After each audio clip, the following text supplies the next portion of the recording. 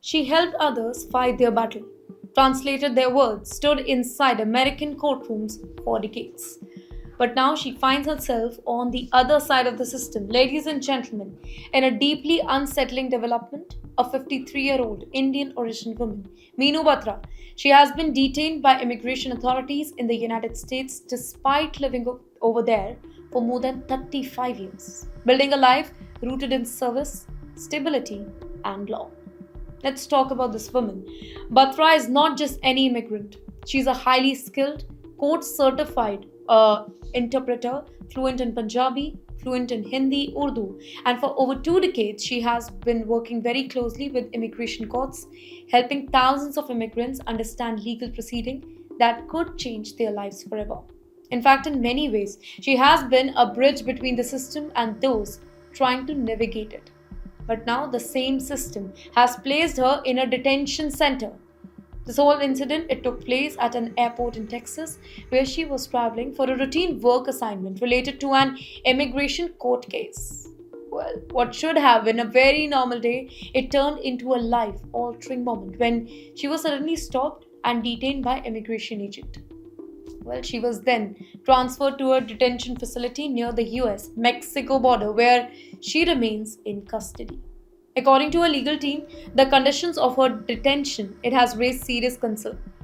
Well, they allege that she was kept nearly 24 hours without food or water and has since faced inconsistent access to medical care. This is particularly alarming given that she recently underwent surgeries and is now reportedly suffering from a respiratory illness that has affected her voice.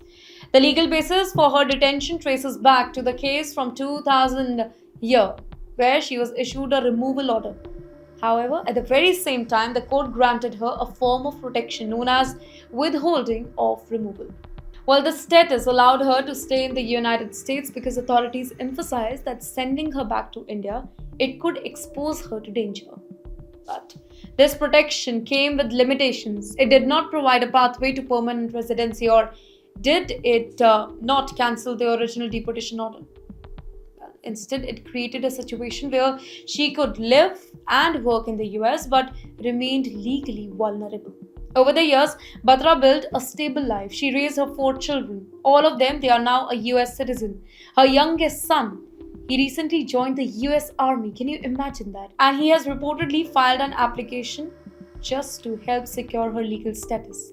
Despite these strong ties to the country, her past legal status has now resurfaced as a critical issue.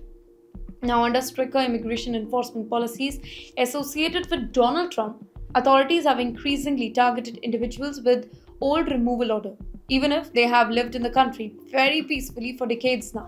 Another complex aspect of her case is that while she cannot be deported to India due to the risk of persecution, she can technically be removed to a third country willing to accept her. And this creates a highly uncertain situation where her future depends not only on the US legal decision but also on international arrangements. Well, cases like this, they are rare, but they are not unprecedented, and they are highly controversial in nature. Well, her attorneys have now taken legal actions, filing a habeas corpus petition in federal court and arguing that her detention it's unlawful. They have pointed out that her current legal status remains valid for several more years and that there was no immediate justification for her detention. The court has now asked the US Department of Homeland Security to respond within a set deadline. In fact, making the coming days very, very important for her case. Well, beyond the legal details, her story carries a deeply personal dimension. She came to the US in the 1980s after losing her parents during the 1984 anti-Sikh riots, seeking safety and a new beginning. Over time, she rebuilt her life, contributed to the whole society, and became an integral part of her community. Her work has directly supported the functioning of a legal system, yet today she finds herself dependent on that same system for her own future.